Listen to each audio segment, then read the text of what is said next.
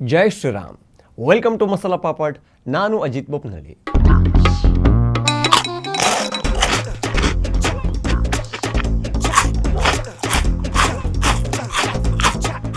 ಒಂದು ದೇಶಕ್ಕೆ ಸಮರ್ಥ ಪ್ರಧಾನಿ ಅಥವಾ ಅಧ್ಯಕ್ಷ ಯಾಕೆ ಬೇಕು ಅಂದರೆ ಆ ದೇಶ ಉಳಿಬೇಕಲ್ಲ.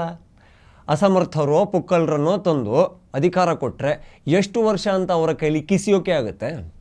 ಜಗತ್ತಿನ ಒಂದೊಂದೇ ದೇಶಗಳು ಈಗ ಉಗ್ರರ ಪಾಲಾಗ್ತಾ ಇದೆ.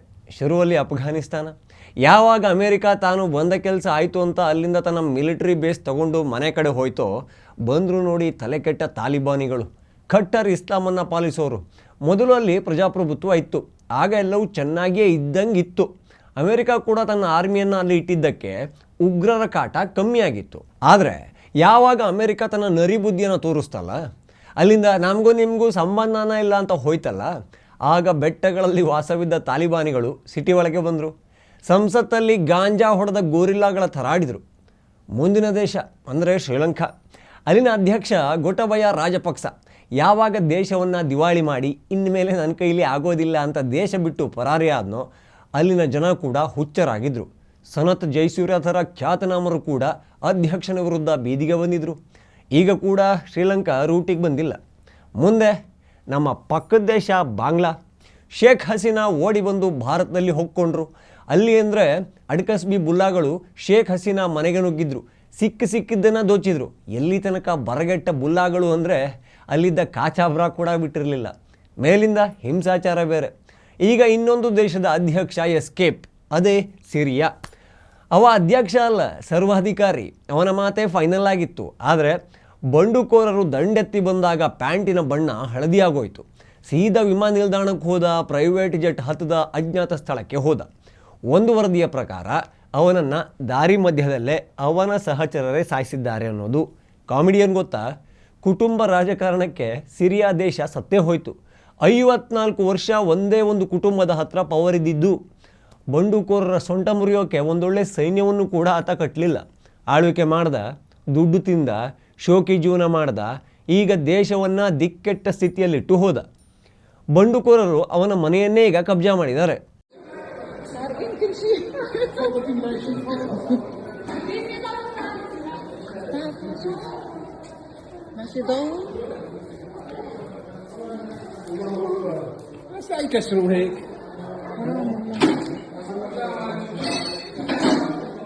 هذا مال الشعب والله مال الشعب والله مال الشعب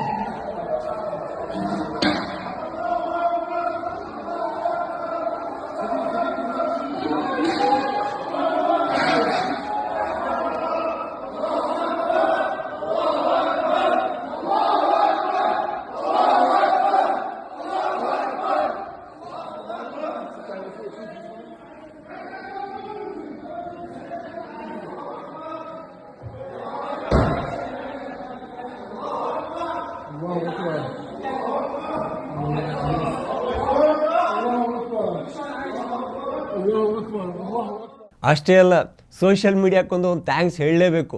ಅಲ್ಲಿನ ವಿಚಾರವನ್ನು ಹೇಳ್ತಾ ಇರೋದಕ್ಕೆ, ಏನಿದೆಯೋ ಅದನ್ನೇ ತೋರಿಸ್ತಾ ಇರೋದಕ್ಕೆ. ಯಾಕೆಂದರೆ ಅಲ್ಲಿನ ಮೀಡಿಯಾಗಳನ್ನೇ ಬಂಡುಕೋರರು ಕಂಟ್ರೋಲಿಗೆ ತಗೊಂಡಿದ್ದಾರೆ. ಬಂಡುಕೋರರ ಬಗ್ಗೆ ಒಂದೇ ಒಂದು ಮಾತು ವಿರುದ್ಧ ಬಂದರೆ ಕೊಡೋ ಚಿತ್ರಹಿಂಸೆ ಅಂತಿಂಥದ್ದಲ್ಲ. ಯಾಕೆ ಬ್ಯಾಕ್ ಟು ಬ್ಯಾಕ್ ಇಂಥ ಸುದ್ದಿಗಳು ಬೇರೆ ಬೇರೆ ದೇಶದಿಂದ ಬರ್ತಾ ಇರೋದು? ಏನು ಸಮಸ್ಯೆ? ಆಗಲೇ ಹೇಳಿದ ಹಾಗೆ ಸಮರ್ಥ ನಾಯಕ ಇಲ್ಲ ಅಂದರೆ ಇಂಥದ್ದೇ ಆಗೋದು. ಡೋಂಟ್ ವರಿ, ಭಾರತಕ್ಕೆ ಇಂಥ ಸನ್ನಿವೇಶ ಬರೋದಿಲ್ಲ. ಭಾರತೀಯರು ಬುದ್ಧಿವಂತರು, ದೇಶವನ್ನು ಯಾರ ಕೈಗೆ ಕೊಡಬೇಕು ಅನ್ನೋದನ್ನು ಅರ್ಥ ಮಾಡಿಕೊಂಡಿರೋರು. ಪೆಕ್ರಾಗಳು ಕಾಡಿದರು, ಬೇಡಿದರು, ಪಾದಯಾತ್ರೆ ಮಾಡಿದರು, ನಿಮ್ಮನ್ನು ಸಾಕೋದು ನಾವೇ ಅಂತ ಆಮೇಶ ಒಡ್ಡಿದರು ಕೂಡ ಹೋಗ್ರೋ, ಬೇರೆ ಏನು ಕೆಲಸ ನೋಡ್ರು ಅಂತ ಕಳಿಸಿದರು. ಒಬ್ಬ ನಾಯಕನಿಗೆ ದೇಶದ ಇತಿಹಾಸ ಗೊತ್ತಿರಬೇಕು, ಹಾಗೆ ಭವಿಷ್ಯದ ಬಗ್ಗೆ ದೂರದೃಷ್ಟಿ ಇರಬೇಕು. ಒಂದನ್ನು ಗಮನಿಸಿ, ಮಹಾಪತನ ಕಂಡ ದೇಶಗಳೆಲ್ಲ ಇಸ್ಲಾಂ ಮೂಲಭೂತವಾದಿಗಳ ಕೈಯಲ್ಲೇ ಇದ್ದವು. ಅಫ್ಘಾನಿಸ್ತಾನದಲ್ಲಂತೂ ನನಗೆ ಸರಿಯಾಗಿ ನೆನಪಿದೆ. ಯಾವಾಗ ತಾಲಿಬಾನ್ಗಳ ಕೈಗೆ ಅಧಿಕಾರ ಬಂತಲ್ಲ, ಅಲ್ಲಿನ ಮುಸ್ಲಿಮರು ದೇಶ ಬಿಡೋಕೆ ನಿಂತರು. ಕಾಬೂಲ್ ವಿಮಾನ ನಿಲ್ದಾಣದಲ್ಲಿ ಲಕ್ಷಾಂತರ ಜನ ಸೇರಿದರು. ಕಾಲು ತುಳಿತ ಹೇಗಿತ್ತು ಅಂದರೆ, ದೇಶ ಬಿಡೋಕೆ ಬಂದವರಲ್ಲಿ 100 ಜನ ಪ್ರಾಣವನ್ನೇ ಬಿಟ್ಟರು. ನನ್ನದೊಂದು ಪ್ರಶ್ನೆ ಇದೆ.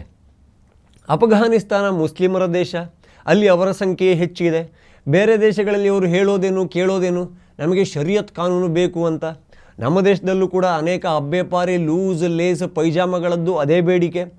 ಅಫ್ಘಾನಿಸ್ತಾನದಲ್ಲಿ ಇರೋದು ಮುಸ್ಲಿಮರೇ. ತಾಲಿಬಾನಿಗಳು ಯಾರು? ಕಟ್ಟರ್ ಮುಸ್ಲಿಮರು. ಅವರು ಯಾವ ಆಧಾರದಲ್ಲಿ ದೇಶವನ್ನು ನಡೆಸ್ತಾರೆ? ಶರಿಯತ್ ಕಾನೂನಿನ ಮೇಲೆ. ನಿಮಗೆ ಬೇಕಾಗಿರೋ ಕಾನೂನೇ ಅಲ್ಲಿರುವಾಗ ದೇಶ ಬಿಡೋದು ಯಾಕೆ? ಸಮಸ್ಯೆ ಏನಿದೆ? ಏನೋ ಬುರ್ಕಾ ಸರಿಯಾಗಿ ಹಾಕಿಲ್ಲ ಅಂದರೆ ಒಂದು 100 ಚಡಿ ಏಟ್ ಕೊಡ್ತಾರೆ. ನೀಟಾಗಿ ಹಾಕ್ಕೊಂಡ್ರೆ ಆಯ್ತಲ್ಲ. ಏನೋ ಗಂಡಸರು ಗಡ್ಡ ಬಿಟ್ಟಿಲ್ಲ ಅಂದರೆ ಕಲ್ಲಲ್ಲಿ ಹೊಡಿತಾರೆ. ಅರೆ ಶೇವಿಂಗ್ ದುಡ್ಡು ಉಳಿತಲ್ಲ. ಏನೋ 5 ಬಾರಿ ನಮಾಜ್ ಮಾಡಿಲ್ಲ ಅಂದರೆ ಹಿಂಸೆ ಕೊಡ್ತಾರೆ. ಮಾಡಿಬಿಟ್ರೆ ಆಯ್ತಲ್ಲ. ಏನೋ ಹೆಣ್ಮಕ್ಳು ಸ್ಕೂಲಿಗೆ ಹೋಗಂಗಿಲ್ಲ ಅಂತಾರೆ, ಮನೇಲಿ ಮುಸುರೆ ತಿಕ್ಕೊಂಡಿದ್ರೆ ಆಯ್ತಲ್ಲ. ಹೆಂಗಸರು ಕಾಯಿಲೆ ಗೀಲೆ ಅಂತ ಬಂದರೆ ಗಂಡು ಡಾಕ್ಟ್ರ್ ಹತ್ರ ಹೋಗಂಗಿಲ್ಲ. ಸ್ಕೂಲಿಗೆ ಹೋಗದ ಹೆಣ್ಮಕ್ಳು ಡಾಕ್ಟ್ರ್ ಆಗೋಕ್ಕೆ ಸಾಧ್ಯನೇ ಇಲ್ಲ. ಸೊ ಹುಷಾರಿಲ್ಲ ಅಂದರೆ ದೇವರ ಬಳಿಯೇ ಹೋದರೆ ಆಯ್ತಲ್ಲ. ನಿಜ, ಈ ಕಾನೂನು ಕೇಳಿ ಯಪ್ಪೆ ಅನ್ನಿಸ್ತು. ಹೆಣ್ಮಕ್ಳಿಗೆ ಶಿಕ್ಷಣ ನಿಷಿದ್ಧ ಬಂತೆ, ಗಂಡು ಡಾಕ್ಟ್ರ್ ಬಳಿ ಹೆಣ್ಣು ಪೇಷಂಟು ಹೋಗಂಗಿಲ್ಲ ಅಂತೆ. ಸೊ ಹೆಣ್ಣು ಡಾಕ್ಟ್ರು ಏನು ಮೇಲಿಂದ ಇಳಿಬೇಕಾ? ಯಾಕೆ ತುಂಬ ಜನ ಈ ಕಾನೂನು ವಿರೋಧಿಸಿ ಭಯಪಟ್ಟು ದೇಶ ಬಿಟ್ಟರು ಅಂದರೆ ಇದು ಪ್ರೋಗ್ರೆಸಿವ್ ಅಲ್ಲ, ಅಭಿವೃದ್ಧಿಶೀಲ ಅಂಶಗಳನ್ನು ಹೊಂದಿರೋ ಕಾನೂನೇ ಅಲ್ಲ. ಧರ್ಮದ ಚೌಕಟ್ಟಲ್ಲಿರೋದು. ಈಗ ಕರ್ಮದ ಚೌಕಟ್ಟಲ್ಲಿ ಬೇಯಬೇಕು.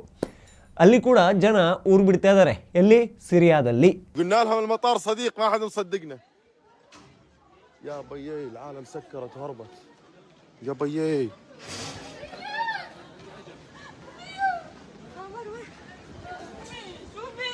ಬಾಂಗ್ಲಾದೇಶದ ಸ್ಥಿತಿಯು ಭಿನ್ನವಾಗಿಲ್ಲ.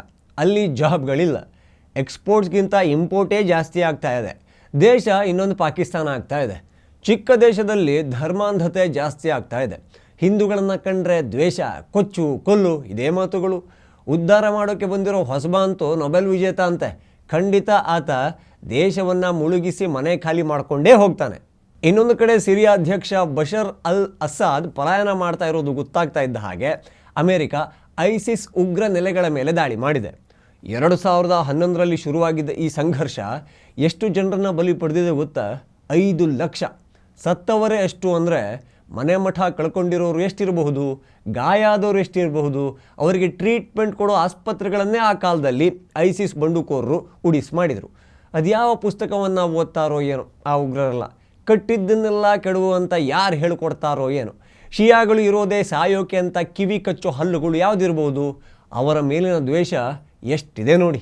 ಇದಕ್ಕಾಗಿಯೇ ದೇಶದ ಚುಕ್ಕಾಣಿ ಯಾರ ಕೈಗೆ ಕೊಡ್ತೀವಿ ಅನ್ನೋದು ಖಂಡಿತ ಮ್ಯಾಟ್ರ್ ಆಗುತ್ತೆ. ದೇಶದ ಭದ್ರತೆ ಬಗ್ಗೆ ಚಿಂತೆ ಇಲ್ಲದ ನಾಯಕ ಇದ್ದರೆ ದೇಶವನ್ನು ಹಾಳು ಮಾಡೋಕೆ ನಾವೇ ನಮ್ಮ ಕೈಯಾರ ಕಾಂಟ್ರಾಕ್ಟ್ ಕೊಟ್ಟ ಹಾಗೆ. ಅಲ್ಲಿನ ಜನ ಧರ್ಮದ ಅಮಲಿಗೆ ಬಿದ್ದರು. ನಾವು ಫ್ರೀ ಪಾಯ್ಸನ್ ತಗೊಳ್ಳೋದು ಬೇಡ ಅಲ್ಲ. TV ವಿಕ್ರಮದ ಎಲ್ಲ ವಿಡಿಯೋಗಳಿಗಾಗಿ ನಮ್ಮ ಚಾನಲ್ನ ಫಾಲೋ ಮಾಡಿ. ಹಾಗೆ ಇನ್ನೂ ಯಾರೆಲ್ಲ ಸಬ್ಸ್ಕ್ರೈಬ್ ಮಾಡ್ಕೊಂಡಿಲ್ವೋ ಈ ಕೂಡಲೇ ಮಾಡ್ಕೊಳ್ಳಿ. ನಿಮ್ಮ ಬೆಂಬಲ ಪ್ರೋತ್ಸಾಹ ನಮ್ಮ ಮೇಲೆ ಯಾವಾಗಲೂ ಇರಲಿ. ಜೈ ಶ್ರೀರಾಮ್. TV ವಿಕ್ರಮ, ದೇಶ ನಿಮ್ಮ ಕೈಯಲ್ಲಿ. ಈ ಕಾರ್ಯಕ್ರಮ ನಿಮಗೆ ಇಷ್ಟ ಆಗಿದ್ದಲ್ಲಿ ಲೈಕ್, ಶೇರ್ ಹಾಗೂ ಕಮೆಂಟ್ ಮಾಡಿ. TV ವಿಕ್ರಮದ ಕಾರ್ಯಕ್ರಮಗಳನ್ನು ನಿರಂತರವಾಗಿ ವೀಕ್ಷಿಸಲು ಸಬ್ಸ್ಕ್ರೈಬ್ ಮಾಡಿ, ಬೆಲ್ ಐಕನ್ ಒತ್ತಿ.